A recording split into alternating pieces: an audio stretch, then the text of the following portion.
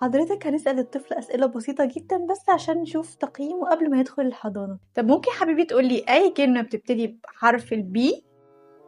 بانكاي. ولا تاني كده بانكاي خلاص يا قلب مامي، تحب بليتش زي مامي قلب مامي. يعني ايه ده؟ لا يعني ده يعني حاجة كده بفرجوا عليها يعني ومن هو صغير فتلاقيه متعلق بيها. حضرتك ممكن تسأليه أي سؤال تاني برضه. قولي يا مازن يا حبيبي، بتحب بابي أكتر ولا مامي أكتر؟ بحب ايرين ييجر.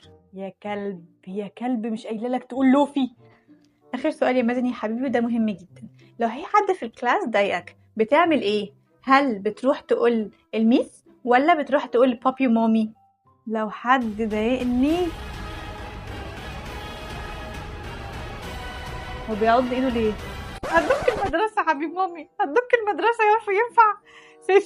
سي سوري للميس. ها دونت دو ذس. ها